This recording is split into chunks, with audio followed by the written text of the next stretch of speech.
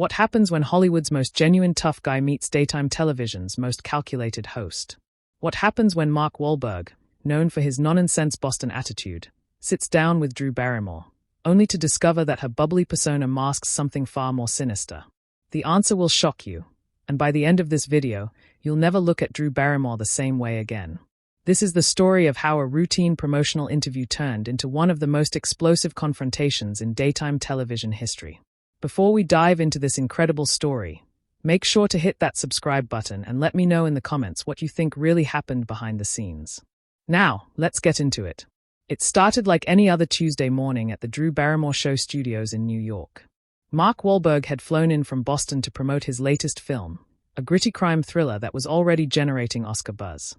His publicist had arranged several interviews, and the Drew Barrymore Show was supposed to be the easy one, the softball interview, where he could relax and share some light-hearted stories before heading to the more serious press circuit.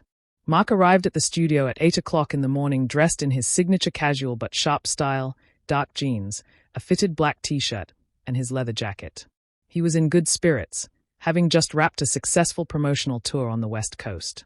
The film was testing well. Audiences loved it, and Mark was feeling confident about both the project and his performance. Drew's production team greeted him warmly, offering coffee and pastries while he waited in the green room. The atmosphere was typical of daytime television. Bright, cheerful, with upbeat music playing softly in the background. Mark chatted casually with the makeup artist, a friendly woman named Sarah, who had worked on the show for 3 years. "Drew's really excited to have you on," Sarah mentioned as she touched up his makeup. "She's been talking about this interview all week," Mark nodded, appreciating the professional courtesy. He had appeared on Drew's show twice before, both times promoting previous films, and the experience had been pleasant enough. Drew had a reputation for being warm and engaging with her guests, creating a comfortable environment that allowed celebrities to open up naturally. But as Mark would soon discover, something had changed in Drew Barrymore since their last encounter. The trouble began during the pre-in meeting, a standard procedure where the host and guest briefly discuss the topics they'll cover during the actual taping. Mark was escorted to Drew's private office, a spacious room decorated with family photos, awards, and fresh flowers. Drew was sitting behind her desk, scrolling through her phone with an expression that seemed oddly cold for someone known for her warmth. "Mark, darling," Drew said, looking up with what appeared to be a forced smile. "So good to see you again." Mark extended his hand for a handshake, but Drew remained seated, merely gesturing for him to sit down across from her. The lack of warmth was immediately noticeable, a stark contrast to their previous interactions. "Thanks for having me back on the show, Drew," Mark replied, settling into the chair. "I'm excited to talk about the new film." Drew's smile faltered slightly. "Yes, about that. I've been doing some research on your latest project, and I have to say I'm a bit concerned about some of the themes." Mark raised an eyebrow. This was unexpected. During their previous conversations, Drew had always been enthusiastic about his work, focusing on the positive aspects and his journey as an actor. Her tone now carried an edge that he hadn't experienced before. "What kind of concerns?" Mark asked, maintaining his professional demeanor despite the shift in atmosphere. Drew leaned forward, her fingers steepled. "Well, the violence for one thing. Don't you think Hollywood has a responsibility to consider the impact of such graphic content on society? Especially given your past." The reference to his past hit Mark like a cold slap. He had been open about his troubled youth, his mistakes, and his journey to redemption. It was a story of transformation that he had shared countless times in interviews, always with the message that people can change and grow. But Drew's tone suggested she was weaponizing this personal history rather than celebrating his growth. "I think," Mark said carefully, "that storytelling has always included difficult subjects. The film isn't glorifying violence. It's exploring the consequences of choices and the possibility of redemption." Drew's laugh was sharp and humorless. "Redemption. That's convenient, isn't it? You get to play the reformed bad boy while profiting from the very themes that once defined your real life." Mark felt his jaw tighten. This was crossing a line from professional interview into personal attack. "Drew, I'm not sure what you're trying to get at here, but if you have issues with the film, maybe we should discuss them during the actual interview where the audience can hear both sides." "Oh, don't worry," Drew said, her smile returning but with a cruel edge. "We'll definitely be discussing it on air. I just wanted to give you a heads up that I won't be throwing you any softballs today." Mark stood up, his Boston instincts kicking in. He had dealt with hostile interviewers before, but this felt different. This felt personal and calculated. If you want to have a real discussion about the film, I'm all for it. But if you're planning to ambush me with some agenda, maybe we should reconsider doing this interview. Drew's expression hardened. Ambush. Mark. This is journalism. Just because you're used to puff pieces doesn't mean everyone has to kiss your ring. Journalism. Mark's voice rose slightly. You host a daytime talk show, Drew. You're not Bob Woodward. The insult landed exactly as Mark intended. Drew's face flushed with anger. And for a moment, her carefully constructed public persona cracked completely. You think you can just walk in here and dismiss me? You think because you've got some action movies under your belt that you're better than daytime television? Mike realized he had struck a nerve, but he wasn't about to back down. I think I deserve the same respect I've always shown you. And right now, you're not giving me that. Drew stood up abruptly, her chair rolling backward. Respect. You want to talk about respect. Let's talk about how you've built your entire career on playing tough guys while conveniently forgetting that you actually were one. Let's talk about how you've sanitized your past to make it more palatable for Hollywood.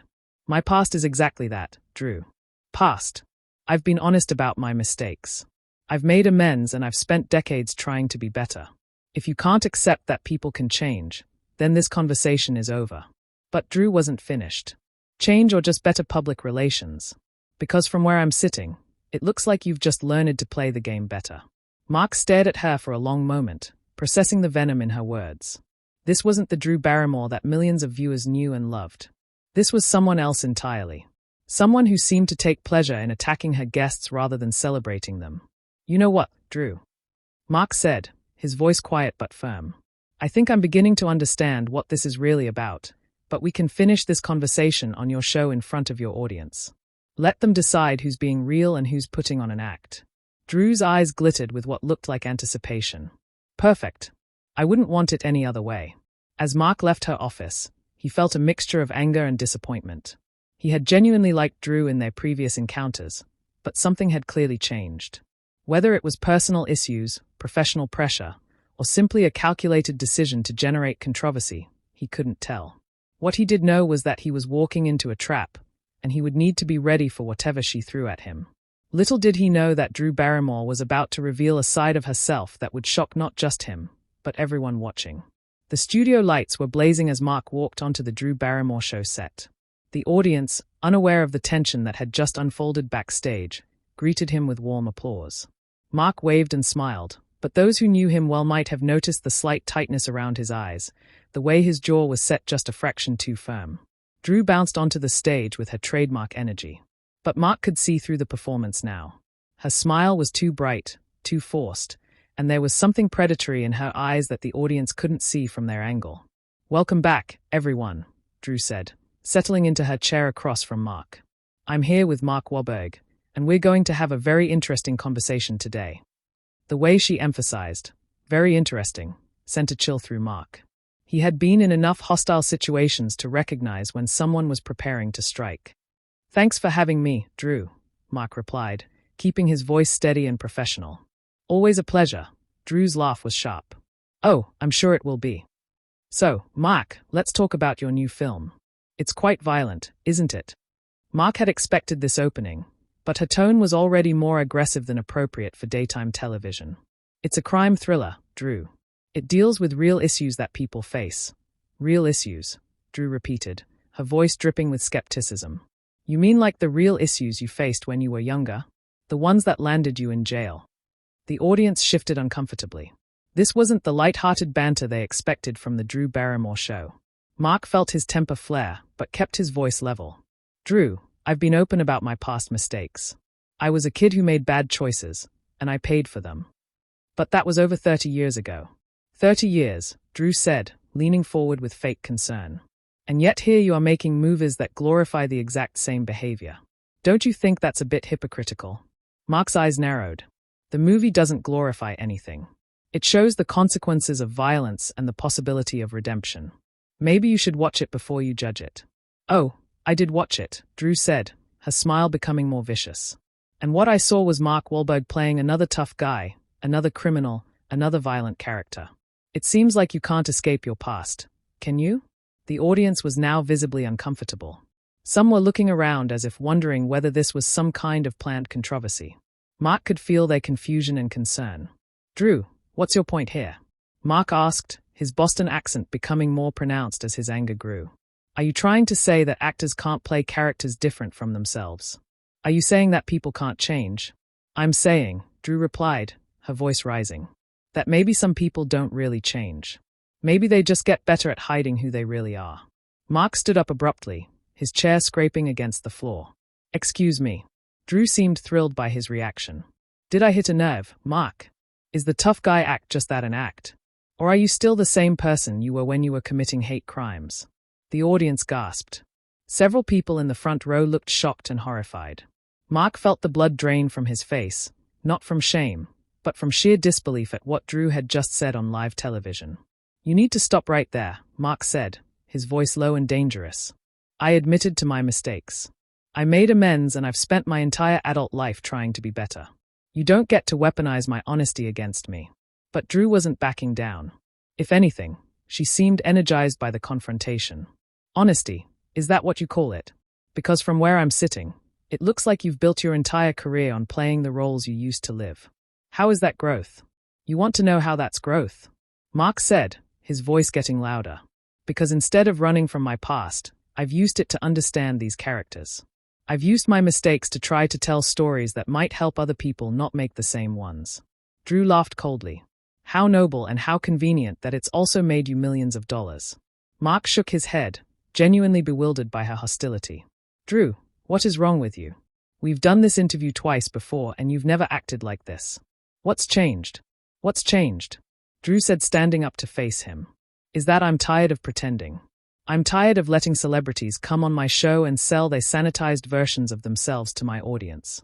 I'm tired of being complicit in the lie." "What lie?" Mark demanded. "The lie that people can change.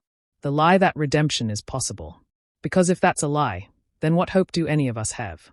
Drew's smile was cruel. "Maybe that's the point, Mark. Maybe some people don't deserve redemption. Maybe some people should just accept what they are instead of pretending to be something else." The audience was now openly uncomfortable. Several people were getting up to leave, and Mark could see the production crew frantically trying to figure out how to handle the situation. "You know what, Drew?" Mark said, his voice filled with disgust. "I feel sorry for you. I don't know what's happened in your life to make you this bitter. But taking it out on your guests isn't the answer." Drew's face contorted with rage. "Don't you dare psychoanalyze me. Don't you dare try to turn this around and make me the problem. You are the problem." Mark shot back. "You invited me here under false pretenses. You lied to me and to your audience about what this interview would be. You're using your platform to attack people instead of celebrating them." "I'm using my platform," Drew said, her voice rising to nearly a shout, "to show people who you really are.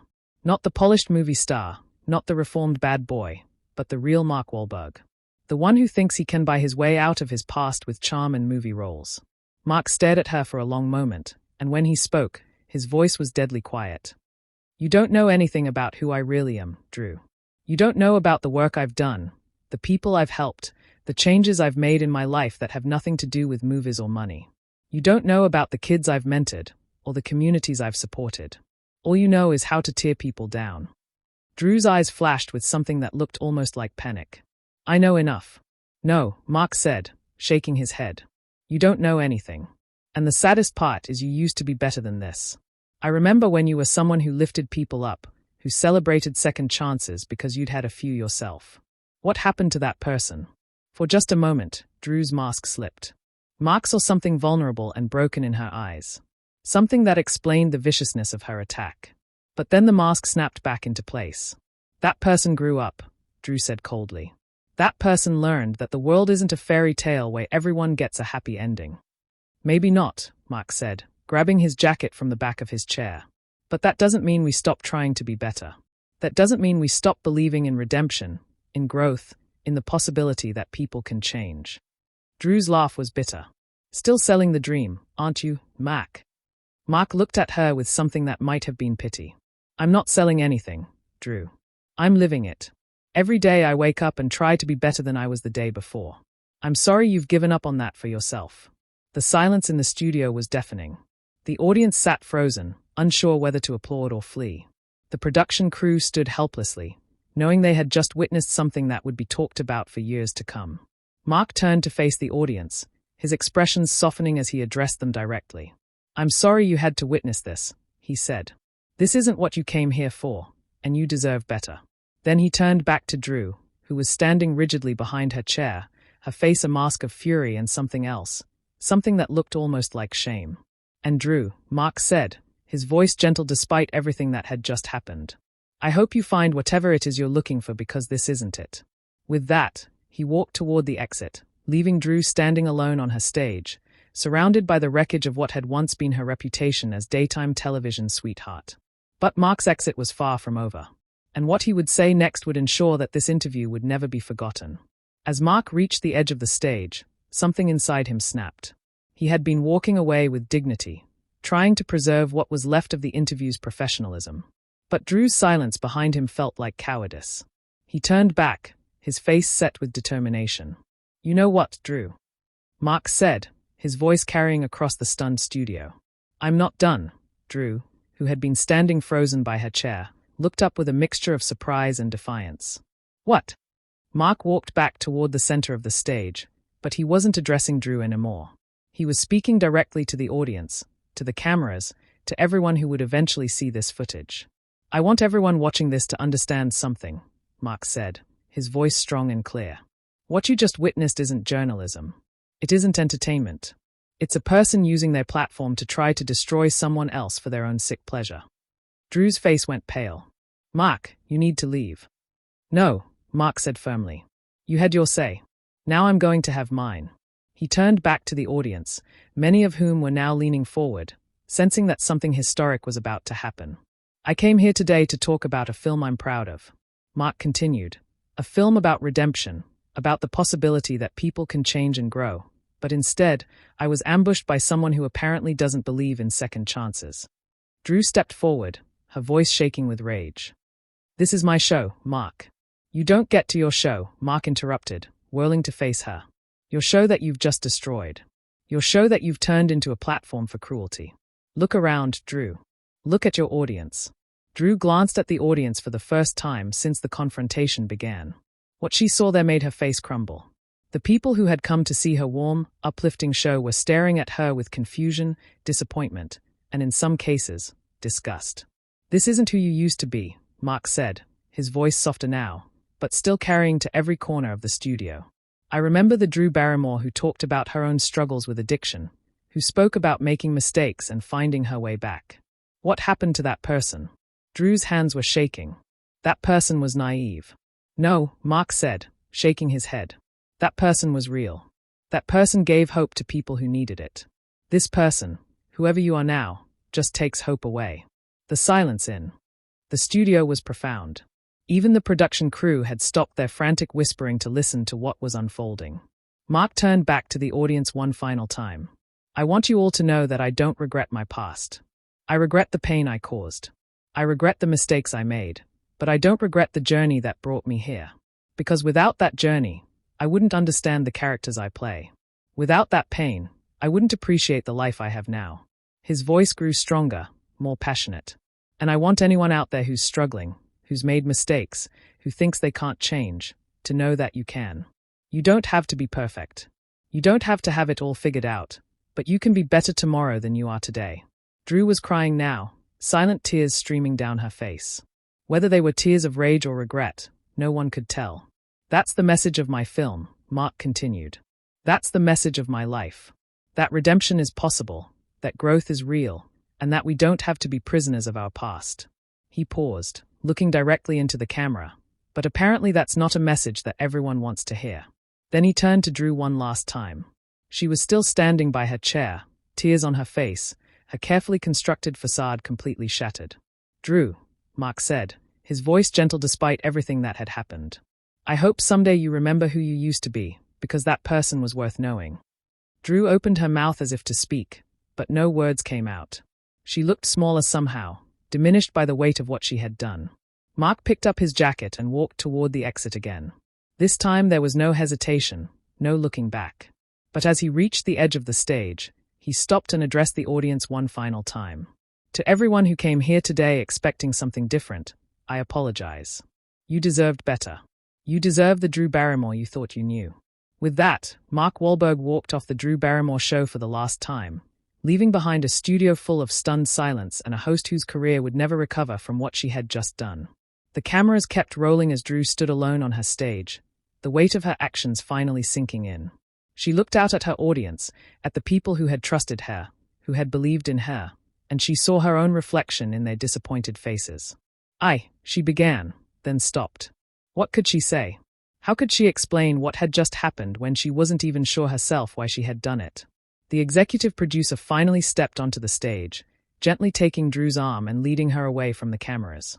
The audience sat in stunned silence for several more minutes before slowly, quietly filing out of the studio. In the green room, Mark was putting on his jacket when Sarah, the makeup artist, approached him. "I'm sorry," she said quietly.